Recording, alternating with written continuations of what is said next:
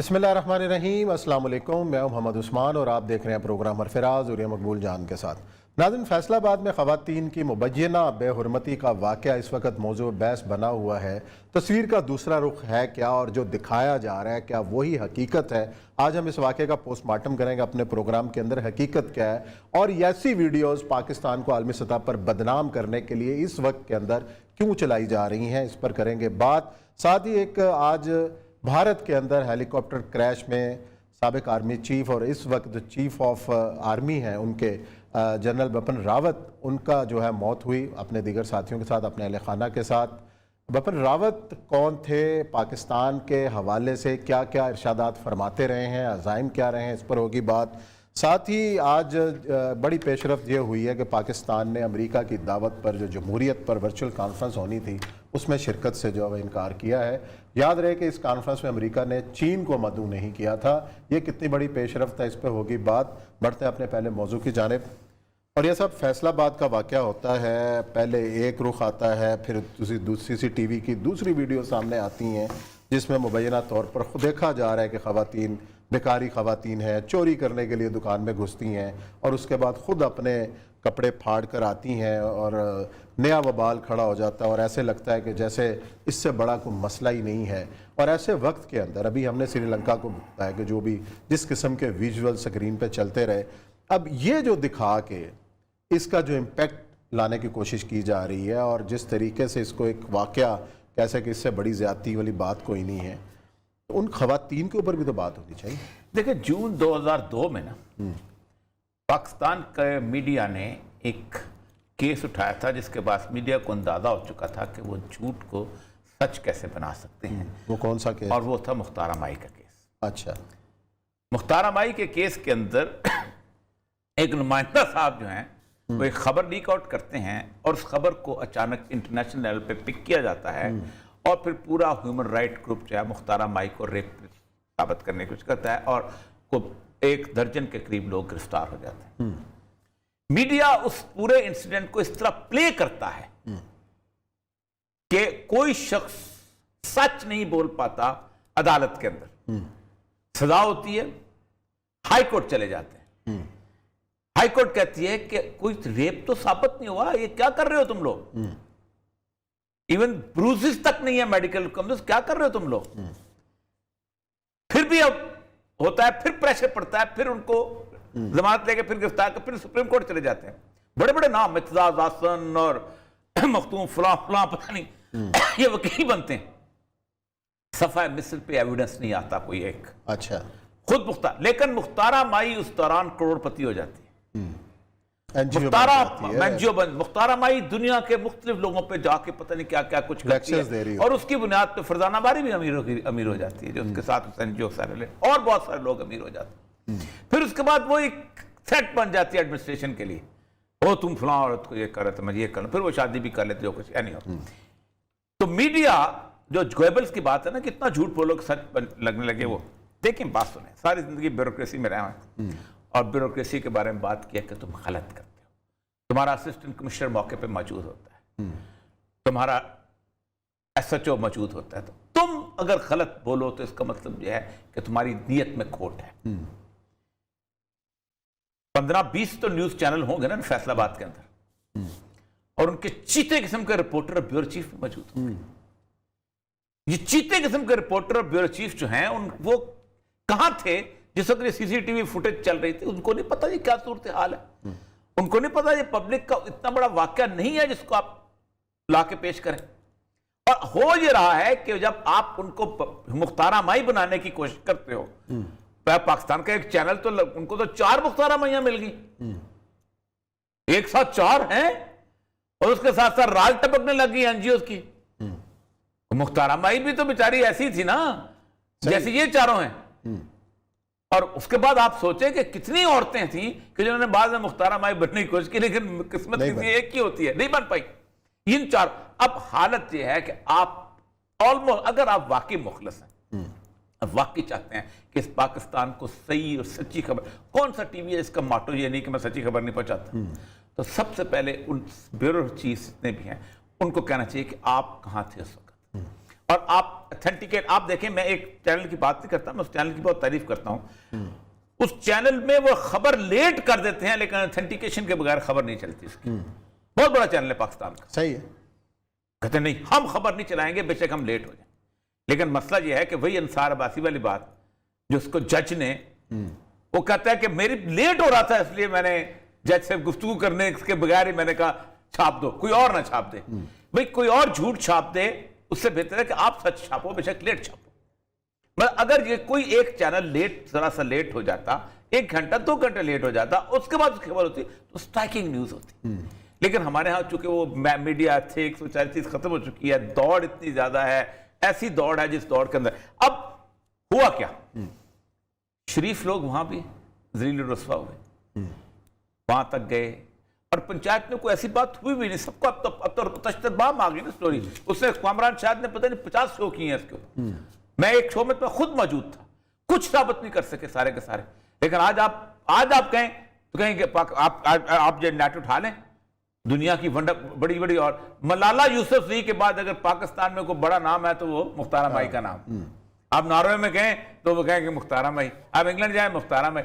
यहां पर जो सूरत हाल, यहाँ पे इन्वेस्टिगेशन का क्या रोल है, पुलिस वहां मौजूद है। अब आरपीओ साहब जो हैं उनको भी नहीं पता, जो एसएचओ वो जाके टीवी पे कहते हैं ये हो गया वो हो गया, और टीवी पे हीरो बना के उन औरतों को बताया जा रहा है। आप मुझे बताइए कि दुकान, ताजर आदमी होता है, ताजर आदमी अपने इलाके के अंदर किसी किस्म की इस किस्म की चीज नहीं चाहता। वो औरतें आती हैं, अब सिर्फ अंदर आती हैं, वो उसको बंद करने की कोशिश करते हैं, लेकिन वो औरत जब उसको बाहर निकालने की कोशिश करता है तो वो अपने कपड़े फाड़ के और नंगी हो जाती है। एक तो सेमी न्यूड होती है, बाहर वाले तो पूरे कपड़े उतार देती है, यानी, और वो देखा जा रहा है। मुझे ये बताइए कि क्या इन औरतों पे मुकदमा, उनको रोका भी तो नहीं जा रहा ना कि भाई इनको कुछ चादर पहना दे। एक मैंने चादर पहनाई उसके अंदर, एक बार वो नजर आता है, नजर, दूसरी ने आके उतार दी उसको। अब इन औरतों के ऊपर इंसाइटिंग द क्राइम का मुकदमा बनता है कि नहीं बनता? आज आप कहें कि इन पर मुकदमा चलाओ, पाकिस्तान के पूरे ह्यूमन राइट एक्टिविस्ट खड़े से लेकर नीचे तक खड़े होकर कहेंगे ये हो गया वो हो गया, हम नहीं करने देते हैं। जो मैं यही कहता हूं ना कि बुनियादी तौर पर ये चीखेंगे कि मुजरिम को कड़ी से कड़ी सजा दो, लेकिन जब हम कहेंगे कि क्या कड़ी से कड़ी सजा जो है वो उसको सरेआम फांसी दें, तो कहेंगे नहीं, बल्कि कहेंगे फांसी भी नहीं हम देना चाहते। यानी एक बंदा जो है वो कसूर वाला जो है वो इतनी औरतों को रेप कर दे, बच्चियों को रेप कर दे, उसको हम उसके ऊपर कितने लोग खड़े हुए थे कि फांसी ना दो, फांसी मसले का हल नहीं है। अब इस्लाम के बारे में भी, इस्लाम की कौन सी ऐसी सजाएं को जेल के अंदर हुई, सारी सजाएं ओपन में हुई। असल मसला बुनियादी तौर पर उस्मान साहब यह है कि चांदी करनी है आपने आगे, और सबसे बड़ी बात है इस मसले में, मजलूम तरीन चीज जो है वो पाकिस्तान है, जिसकी जिस वक्त चाहो इसे उतार दो, जिस वक्त और खड़े होकर पाकिस्तान, पूरी दुनिया में कहा जाता है कि हमारे मुल्क में ये होता है, हमारे मुल्क। आप मुझे ये बताएं दुनिया के कौन से मुल्क के अंदर मॉब फ्रेंजी नहीं होती? मॉब फ्रेंजी में बंदे मार दिए जाते हैं। सही है। मॉब, आप मुझे किसी ने कहा अमेरिका गलत मुल्क है? काले पकड़ के मार देते हैं वहां पर, पुलिस वाला गर्दन पे रखता है और उसको बंदे को मार देता है। किसी ने कहा मुल्क ऐसा? आग लगती है पूरे के पूरे बर्मिंघम में, पूरे की पूरी लेन को आग लगा दी जाती है। वो आप टेंट वाले, आपको याद होगा को ब्रिटिश नेशनल पार्टी बीएनपी वाले आए थे, वो टेंट, वो आग पूरी की पूरी बस्ती को आग लगा देते थे। जो चाहे करते, खौफ और रात फैला जाता। मैं इंडिया की बात ही नहीं करता हूं, यानी आप इस वक्त पाकिस्तान के जितने भी सेकुलर लिबरल को बिठा दें और उसको कहें कि जी पाकिस्तान ज्यादा बुरा मुल्क है मजहबी अकलीतों के लिए या इंडिया, तो कहेगा पाकिस्तान। उसको ये नहीं पता कि आज से 22 साल पहले 3 फैमिली मेंबर पादरी, एक फॉक्सी वैगन थी, उसके अंदर आग लगा दिए गए थे, जिंदा जला दिए और जिंदा जला दिए गए थे, और पूरे के पूरे चर्च जला दिए गए थे। बिल्कुल। और आज इन मुसलमानों कोई बात नहीं करेगा। नहीं, हम उनकी क्यों बात करें? मैं एक दफा, बहुत हो गई, अल्लाह ताला उनके गुनाह माफ करे, आसमा जहांगीर साहब, मैं यही बात कर रहा था एक प्रोग्राम के अंदर बैठे हुए, तो मुझे मैंने कहा जी कि इंडिया में ये हो रहा है, ये है। उन्होंने कहा इंडिया की क्यों बातें, बात भी इंडिया की डिस्कशन है, इंडिया की क्यों बातें कर रहे हैं, हम अपने मुल्क को देखें। मैंने कहा मुझे नहीं पता था कि मैं इंडियन एम्बेसडर के सामने बैठा हूं। मैंने इंडिया में डिफेंड, इंडिया का बंदा इधर डिफेंड करना शुरू हो जाए इंडिया को, जिसका मतलब you are an ambassador of India, और आपने यही करते थे। जब भी आप कहने की कोशिश करते थे इंडिया में ये होता है, उन्होंने कहा जी पाकिस्तान हमने अपनी कौन सी अकलीतों के साथ हमने अच्छा किया है जो हम इंडिया को अब तो बैलेंस बराबर हो गया। अब तो आपके सारे ये जो वाकया हुआ है उस्मान साहब, बुनियादी तौर पर अगर गैरत की बात है, अगर सही है तो PFUJ को आना चाहिए मैदान, बयान देना चाहिए कि ये गलत हुआ है, बयान देना चाहिए कि हमारी वजह से कम 22 करोड़ लोग पूरे 24 घंटे के लिए मिसलीड हुए हैं। APNS को आना चाहिए, ब्रॉडकास्टिंग एसोसिएशन को आना चाहिए। ये बड़ेपन का मुजाहरा होता है जब आप उलमा से कहते हो कि तुम आगो आओ और मजम्मत करो, जब आप हुकूमत से कहते हो आओ और मजम्मत करो, तो आप मजम्मत क्यों नहीं कर सकते हो? क्या आप दुनिया से मावरा चीज? हम सबसे बड़े जालिम हैं उस्मान साहब, उसकी बुनियादी वजह यह है, एक बंदा करता है ना जुर्म, वो रिस्ट्रिक्टेड होता है। मैं जब उस जुर्म को ब्लो करता हूं तो मैं पूरे पाकिस्तान का मुजरिम बन जाता हूं। मुझे कम से कम और कुछ नहीं 10,000 15,000 बंदा जो देख रहा है, जो मुझ पर यकीन रखता है, वो कहेगा और ये मकबूल जान तो सच बोलता है, वो तो मुझे झूठा नहीं समझता, लेकिन मैं उसको झूठ सुनाऊं तो मुझसे ज्यादा बुरा कौन होगा इस कायनात के अंदर? तो हमने ये किया है कि अभी भी वो सारे के सारा जो है अपना स्टोरी जो वो चलाए जा रहे हैं और लोग जो है वो कहे जा रहे हैं। मैं देखता हूँ इस मीडिया के अंदर कोई इसके हम इस काबिल ही नहीं है, हम वैसे पाकिस्तानी इस काबिल नहीं है, हम ये हो चुके हैं, हम तो बहुत बर्बाद हो चुके हैं। कभी दुनिया के अंदर कभी किसी मुल्क में ऐसा होता है कि अपने आप को मिलान किया जाए अपने मुल्क? कभी कभी अमेरिका के अंदर किसी ने जाके चरकी नेशन के अंदर, या वो जो कोई और देख तो रेड इंडियंस हैं, उनकी वहां पर जाके कहा है कि अमेरिका में इंसाफ नहीं है? मैं आपको बताऊं, ये जो हमारा बंदा गया था, क्या था, शहरयार अफरीदी गया था, शहरयार अफरीदी साहब, शहरयार अफरीदी ने जाके जब उनके दिखाना शुरू किया तो हमने शहरयार अफरीदी को गाली देनी शुरू कर दी। वजह यह है कि शहरयार अफरीदी वाला काम कोई अमेरिका क्यों उसका चैनल क्यों नहीं करता? होमलेस जो उनके लोग हैं उनके बारे में वो क्यों नहीं बताते? उस्मान साहब, मैं -14 -15 के अंदर मैंने ऐसे लोगों को देखा है व्हील बैरो के ऊपर अपना सामान रखा हुआ है, 80 साल के, 70 साल के बूढ़े, शाम को 7 बजे -15 -20 टेम्परेचर में देख रहे हैं चर्च का दरवाजा खुले, उसके अंदर वो रात गुजारें शेल्टर में और सुबह सवेरे उठ के चले जाएं। कोई नहीं बताता। 20 लाख, एक आलमी ताकत, कोई नहीं बताता कि बाकी दुनिया के मुल्कों में क्या हो रहा है, कैसे हो रहा है, इधर क्या हो रहा है। कौमों को तबाह करने के लिए बुनियादी साइकोलॉजी होती है कि कौमों को, उसे कहते हैं सेल्फ मलामत, खुद मलामती का शिकार कर दो। मैं कहूँ ना मुझे इजाद करनी आती है, ना मेरे इल्म है, मैं जाहिल हूँ, मैं बदतमीज हूँ, मुझ में इंसानियत नहीं है, ये इतने से लोग हैं जब बात करते हैं। मैं कसम उठा कर कहता हूँ, आपका किसी गांव के अंदर, बेशक बलूचिस्तान का गांव हो, आपका किसी कपी का गांव हो, पंजाब का, आपकी गाड़ी खराब हो जाए, मैं कसमिया कहता हूँ, मैंने देखा खारान के रास्ते में मेरी गाड़ी खराब हो गई थी, और ये बात करना मैं 1987-86 की, और मैं उसको दो टायर पंक्चर हो गए थे, और 2 टायर पंक्चर तो मसला हो जाता है। बच्चे आए, लोग आए दूर दूर से, वहाँ 4-4 मील 5-5 मील दूर गांव है, आए, साइकिल जोड़ने वाला पंक्चर निकाला उन्होंने, एक गाड़ी से उसका टायर को यूं करके वो निकाला, फिर साइकिल वाले उससे उसका पंक्चर लगाया, 2.5 घंटे तक, जब तक मेरी गाड़ी को पंक्चर नहीं, आगे नहीं गए। ऐसे ही है, कई मिसालें हैं। आप क्या बात करते हैं? आज आप किसी गांव के अंदर आपकी रात आ जाए, सही हो नहीं सकता कि आपको चारपाई ना मिले, आपको लोग इज्जत से पूरी मेहमानदारी ना मिला, कोई पेश नहीं करता इस मुल्क का चेहरा। सिर्फ एक चेहरा पेश करना है कि हम तो जालिम हैं, हम लिंचिंग करते हैं, हम ये, और होता क्या है पीछे होता ये कारोबारी तबका है, कोई ना कोई तो खबर छुपाने के लिए मैं देगा ना। मैं बात अंदर की करता हूं, मैं मेरा ब्यूरोक्रेट यही करता था, कोई ना कोई तो हमें कहेगा यार दबा दो, खबर दबा दो, और ये हमारा रवैया बन चुका है, आज से नहीं, पुराना रवैया हमारा चला आ रहा है। इसलिए अगर हम चाहते हैं, इसकी तफ्तीश होनी चाहिए, तहकीक होनी चाहिए, तहकीक के बाद वही है, जो कोई खबर लेके आए तो उसे तस्दीक कर लिया करो, जो तस्दीक वाला जो एलिमेंट है वो कोई मिसिंग है। वो बड़ी हदीस है, कुरान है जी, बिल्कुल। या लेते हैं ब्रेक के बाद आते हैं और जिक्र करेंगे बपन रावत का, कि जो आज एक हादसे में जो है वो उनकी मौत हुई, कौन थी शख्सियत, क्या करते रहे, क्या कहते रहे, इस पर करेंगे बात।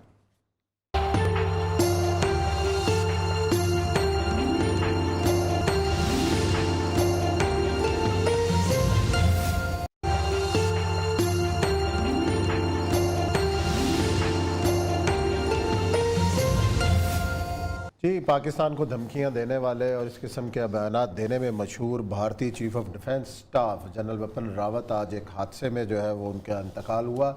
उनकी अहलिया भी साथ थी, अहल खाना भी साथ थे। बिपिन रावत थे कौन और आर्मी चीफ रहे, उसके बाद इनको चीफ ऑफ डिफेंस बनाया गया और ये सब बड़े ख़ास इनका स्टाइल था। वो टोपी गोरखा वाली, वो गोरखा वाली टोपी होती गोरखा रेजिमेंट से तलक रेजिमेंट तलक है, वो पहन के और अक्सर औकात ये लाइन ऑफ कंट्रोल पे आके पाकिस्तान को धमकियां दे के वापस चले जाया करते थे। और उसके बाद जो पाकिस्तान ने जो जवाब दिया इनका, एक उत्तराखंड एक जगह है, मैं अगर आप बनारस से नीचे आए तो ऊपर ये शिमाल की तरफ नेपाल के पास ये इलाका बनता है और ये बड़ा हिली किस्म का इलाका है और ये गोरखास और ये बेसिकली तो राजपूत फैमिली से थे। गोरखा तो नेपाल ओरिजिन के होते हैं, लेकिन ये है कि अपने आप को ये गोरखा के साथ एसोसिएट करते थे। ये क्योंकि गोरखा रेजिमेंट के साथ ताल्लुक रखते थे, ये तकरीबन 10 से 12 साल तक इंडिया के अंदर सिर्फ इंसर्जेंसी फाइट्स करते रहे। इसीलिए इनको फिर उन्होंने रिटायरमेंट के बाद चीफ ऑफ डिफेंस बना ये दिया। पहली पोस्ट, नया ओहदा क्रिएट किया गया था। बुनियादी तौर पर हमारे यहाँ तो 9/11 के बाद इंसर्जेंसी शुरू हुई है, ये थोड़ी बहुत बलूचिस्तान के अंदर थी। इंडिया तो पैदाइश के दिन से इंडिया के यहाँ ये इंसर्जेंसीज जो हैं वो चलती चली आ रही हैं। खुसूसन वो जो 7 स्टेट्स जिनको 7 सिस्टर्स कहा जाता है, वो जो असम के साथ मिजोरम, नागालैंड, ये जो क्रिश्चियन स्टेट्स हैं अपने तौर पर, उनके असम का उतना ये जो ऊपर मिजोरम और नागा, फिर उनका मॉस के मसले हैं, फिर नीचे तमिलनाडु का मसला है। ये दूसरा बंदा है इंडिया का कि जो कि उस इलाके के अंदर मारा गया है। पहला राजीव गांधी था, अब ये है, और अब ये है। और ये कहा जा रहा है इस वक्त दुनिया में कि गुज़श्ता तकरीबन 5 साल के अंदर कासिम सुलेमानी के बाद ये दूसरा बड़ा हादसा है। मगर इसके पीछे भी कोई साजिश नजर आ रही है। देखिए, हेलीकॉप्टर जो है MI-17V5 जो है, इसके बारे में कहा जाता है कि ये दुनिया का सेफेस्ट पॉसिबल हेलीकॉप्टर है। हेलीकॉप्टर राइड भी सेफेस्ट होती है कि इस बेसिकली होता यह है कि आप ग्लाइड करके लैंड कर लेते हैं, कुछ होता है आप उतनी ऊंचाई पे नहीं होते, आप जंप कर जाते हैं, सारा कुछ कर जाते हैं। लेकिन इस हुआ यह है कि ये हेलीकॉप्टर पहाड़ी इलाके के अंदर दरख्त को लगा है और वहाँ से गिरा है और वो वहाँ पर फिर स्लाइड करता हुआ। अब जाहिर बात है कि हेलीकॉप्टर से आप अगर आप वाकई रेडी हैं तो हेलीकॉप्टर के दरवाजे इतने बड़े बड़े होते हैं कि बड़े आराम से छलांग लगा, पैराशूट से कूदा जा सकता है और बड़ी आसान से। जब दरख्त मौजूद हो तो आप तो बंदरों की तरह उसके ऊपर पहुँच सकते हैं। लेकिन वो जो ऐनी शाहिद कहते हैं कि हमने बड़ी अजीब व गरीब सी आवाज़ें सुनी है उसके अंदर से, उससे गिरते हुए और फिर दरख्त पे गिरा है। और सबसे बड़ी बात यह है कि रेस्क्यू के लिए कोई रास्ता नहीं था कि वहाँ जाके कोई जाता और आग बुझाता और उसको लेके आता। अब ये जो बंदा है बुनियादी तौर पर, ये 1958 में ये शख्स पैदा हुआ है। अब उसने आर्मी में उसमें कमीशन ली है और ये जो है म्यांमार की उस इंसर्जेंसी वाली सूरत में जो इनके लिबरेशन आर्मी वालों ने मार दिया था बर्मा के, उसमें भी रहा है। कंट्रोवर्शियल था, शदीद किस्म का। और इसको जो है ये 2016 से 2019 तक आर्मी चीफ जो है ये भी उसने नरेंद्र मोदी ने लगाया था और नरेंद्र मोदी ने फिर इसके लिए वो ओहदा क्रिएट किया था। तो ये वो कहा जाता है कि बाकी तमाम आर्मी चीफ जो थे बेसिकली इसको टेरिटोरियल जुरिस्डिक्शन के तौर पे लेते थे इंडिया को, लेकिन ये एक हिंदू नेशन के तौर पे इसको लेके चलता। अच्छा, ये वाहिद इसके ऊपर बहुत सी गुफ्तगू हुई है कि ये बुनियादी तौर पर टेरिटरी वाली जो है ना, जो कि हिंदुत्व का बेसिक कॉन्सेप्ट था कि जब उनसे कहा कि आओ हमारे साथ तुम आइन बनाओ, तो गोलवारकर ने कहा था we don't believe in the territorial concept of nationhood, कि एक इलाके के अंदर जो बंदा भी रहता है वो उसका शहरी है, उस मुल्क का शहरी है। हम नहीं मानते, हम कहते हैं कि इस इलाके के अंदर जो हिंदू रहता है वो उस मुल्क का शहरी है, बाकी शहरी नहीं है। यही बात जो उसने वो जो उनका सुब्रमण्यम स्वामी है उसने उसको एक उसने पूछा कि हम आपके यहाँ इक्वालिटी, तो उसने कहा कि इक्वालिटी फॉर द इक्वल्स, यानी हम पल्ला लोगों की हम इक्वालिटी को मानते हैं। तो उसने कहा Muslims are not equal, yes Muslims are not equal. तो ये जो तसव्वुर है कि इक्वालिटी फॉर द इक्वल्स, और ये तसव्वुर कहते हैं इसके अंदर भी रचा बसा हुआ था। और ये अपने आप को बाद दफ़ा अपने निजी महफिलों में कहता था कि मैं बालाजी बाजीराव का उसका जो है उसकी डिसेंडेंट्स को आगे बढ़ाऊंगा और मैं वो कॉन्सेप्ट रखता हूँ जैसे बालाजी बाजी। लेकिन उसको ये पता नहीं था कि बालाजी बाजीराव जो थे वो जिस वक्त उन्होंने पूरे के पूरे इंडिया को तकरीबन फतह कर लिया और शाह आलम सानी जो है वो वहाँ पर अकेला सिर्फ दिल्ली का पालम रह गया, तो उस वक्त उन्होंने कहा कि अब बादशाह बनेगा। तो बादशाह बालाजी बाजीराव ने कहा कि हम, तो उन्होंने कहा ना, तुम तो ब्राह्मण नहीं हो, तो बात हो। तो फिर उनका शाह आलम ही ठीक है, मुसलमान ही ठीक है, हम अपने इस चूड़े को, जो भी उनका बकौल उनको जो कॉन्सेप्ट उनका होता है, क्योंकि बेसिकली लफ्ज़ उनका निकला, शूद्र को वो चूड़ा कहते हैं और उसको दलित कहते हैं, खासतौर पर इंडियन का लफ्ज़ है, तो वो उसको हम नहीं आगे आने देंगे। तो इस वजह से ये लोग जो हैं इसको नहीं आने दिया गया। और ये चूंकि ये बेसिकली राजपूत था, उस नस्ल के अंदर था, इसलिए इसको आगे रहे। जगजीवन राम, आप अंदाजा करें, और वो जो उससे पहले जो था, क्या नाम था, अम्बेडकर जो था, वो भी बुनियादी तौर पर इन दोनों के अंदर दलित था बेचारा। और वो तो बल्कि दलित, क्योंकि ज़ाहिर बात है वहाँ तो ये सारा सफाई का, ये गलीज काम करते इनको दिए होते थे दलित को, और नस्लन तुम्हारा बेटा भी है तब भी। तो उसने, आप अंदाजा करें कि उसने बाकायदा वो झाड़ू जो था वो एक अच्छा सा बना के अपनी गाड़ी के ऊपर लगाया होता था कि मैं, लेकिन उस पर फख्र करता। इन्होंने आके उड़ा दिया सारा।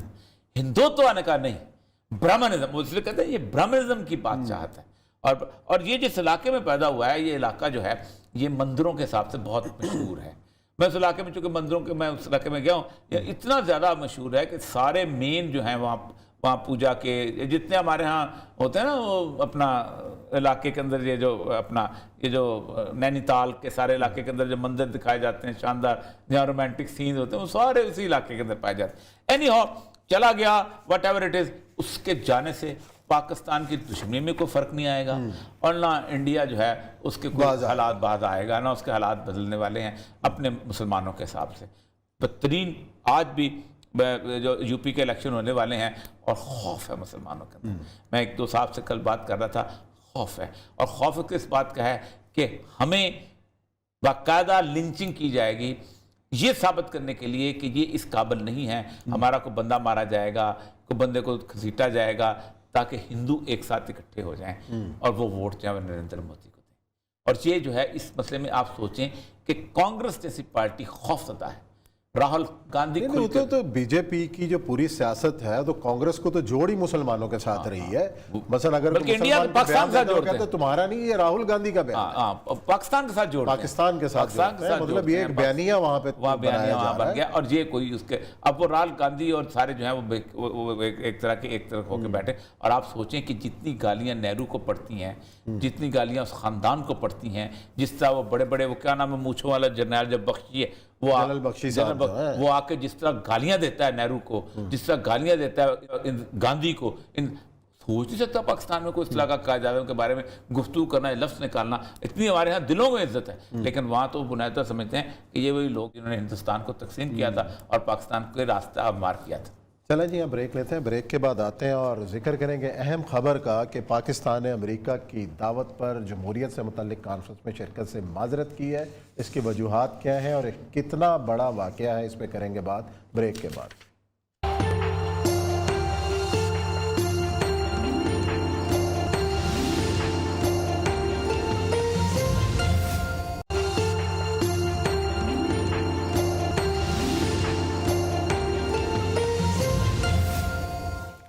जी नाज़रीन, ब्रेक के बाद आपको खुशामदीद कहते हैं। पाकिस्तान ने अमेरिका की तरफ से जमहूरियत के हवाले से वर्चुअल कॉन्फ्रेंस में शिरकत से माजरत की है।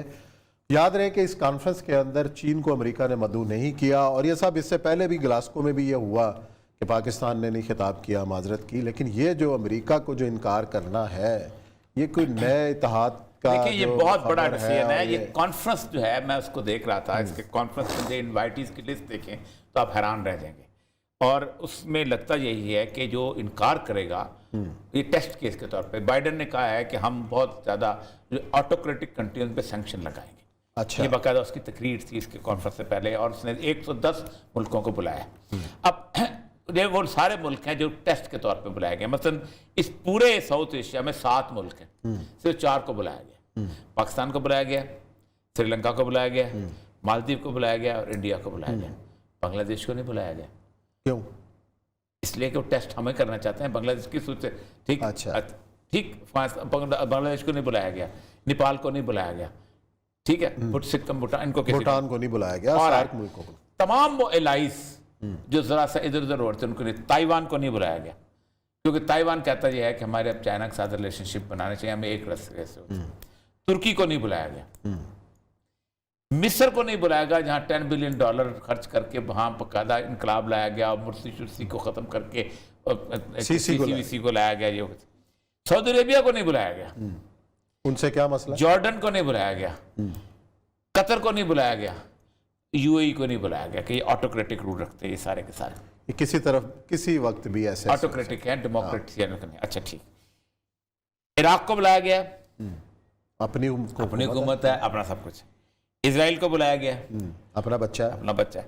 हंगरी और पोलैंड को बुलाया गया है कि जो टोटल ऑटोक्रेटिक रूल वाले हैं, लेकिन चूंकि रूस के खिलाफ मसला करना है उसकी वजह से इनको सारे इसके बारे में यूरोप का प्रेस से कह रहा है कि it is an anti China meeting, nothing more than that. और एंटी चाइना मीटिंग जो है अमेरिका अपना ब्लॉक इकट्ठा कर रहा है। कल हम गुफ्तगू करेंगे ये ब्लॉक क्यों इकट्ठा कर रहा है। ब्लॉक बुनियादी तौर पर अमेरिका जो है वो 2 जगहों पे जंग छेड़ना चाहता है, क्योंकि अमेरिकन मिलिट्री इंडस्ट्रियल कॉम्प्लेक्स चाहता है कि अगर हमारी जंग न छिड़ी तो हम मारे जाएंगे। सही है। देखिए जंग का खर्चा अमेरिका खुद नहीं उठाता है।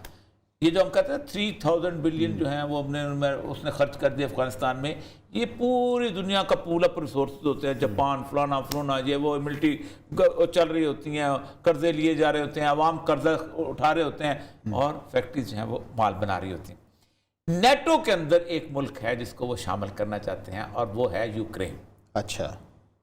और जो यूक्रेन जिस दिन नेटो में शामिल होगा तो होगा ये, रूस नहीं चाहता कि हो। वजह उसकी 2 बड़ी मज़दार वजूहात है। एक तो यह है कि क्रीमिया एक ऐसी जगह है जो नेवल बेस है रूस का। जिस दिन वो क्रीमिया खत्म हो जाएगा, रूस will be out from the naval power in the world. उसकी कोई नेवल पावर नहीं रहेगी। वो यूक्रेन पे कल हम गुफ्तगू करें, वहां नेटो, वहां पर एटॉमिक, जब नेटो में आएगा तो सारे असला के सारे हो जाएंगे। अब ये अमेरिका जो कहता है हम डेमोक्रेसी वाले हैं, उसका जो इलेक्टेड प्रेसिडेंट था वहां इन्होंने कू करवाई बकायदा जाके, और वो बंदा भाग गया और जो कू करने वाली गवर्नमेंट थी उसको इन्होंने एक्सेप्ट कर लिया। यानी ये बातें करते हैं दिमाग। तो ये इस हर जगह ये हुआ, सूडान के अंदर भी कू करने वालों को, जहां पे उनका अपना मुफाद हो तो वो सब ठीक है। अच्छा मसला सारा जहां जमहूरियत ठीक चल रही है वो भी खराब है। पाकिस्तान लगता है किश्तियां जला चुका है। अच्छा। क्योंकि इतना बड़ा स्टेटमेंट जो है उसका कि we want to stop autocratic rule. उसने कुछ और बात है। ऑटोक्रेटिक वो होता है कि कोई डेमोक्रेटिकली इलेक्टेड आदमी भी अगर आमर बन जाए तो वो बेच आमर है। उसने मिलिट्री डिक्टेटर्स का भी नाम नहीं लिया, उसने बादशाहों का नाम लिया, डिक्टेटरों का नाम लिया उसने। हाँ, जब ऑटोक्रेटिक बंदा जो है, फॉर एग्जाम्पल शाम में इलेक्शन होते हैं, नहीं बुलाया उसको। जॉर्डन में इलेक्शन होते हैं, उसने नहीं बुलाया उसने। इसमें कतर ने भी अपने इलेक्शन शुरू कर दिए थे लेकिन नहीं बुलाया। ये कभी इलाही होते थे। इजराइल को बुलाया। ऑटोक्रेटिक का लफ्ज का मतलब यह है कि जहां भी आप बेशक इलेक्शन लड़के भी आए, हम अगर समझते हैं कि अब पाकिस्तान ने सैंक्शन लगाएंगे, पाकिस्तान कहता है IMF चढ़ा हुआ है, ठीक है जी, कर्जा चढ़ा हुआ है तकरीबन 112-13 अरब डॉलर, ठीक है, फैटफ चढ़ा हुआ है। अब अमेरिका को भी आप उसे कहते हैं हुण पुत्र जो मर्जी कर ले। मुझे लगता है ये डिसीजन इसीलिए हुआ है। और चाइनीज इनको बड़े अरसे से कह रहे थे कि we are only one to bail you out. We are only, बार बार उन्होंने ये कहा है। वी आर, उन्होंने मैं एक दफा एक बहुत बड़ी मीटिंग में था तो उन्होंने कहा था we have reserved at least $120 billion for Pakistan. अच्छा, वेरी गुड। तो अब ये है कि अब पाकिस्तान का हर जर्नलिस्ट जो उधर से खाता है वो कहेगा ईस्ट इंडिया कंपनी आ रही है। अच्छा। और भाई ये वेस्ट इंडिया कंपनी जो आई हुई थी। चलो देखते हैं पाकिस्तान के लिए अच्छी खबरें क्या हो सकता है, इसमें खैर का पहलू हो। लेकिन हमारे प्रोग्राम का वक्त यहाँ ख़त्म हो गया। कल इंशाल्लाह नए मौज़ूआत के साथ, कुछ चंद नई खबरों के साथ हाजिर होंगे। अपना ख्याल रखिएगा। अल्लाह हाफ़िज़।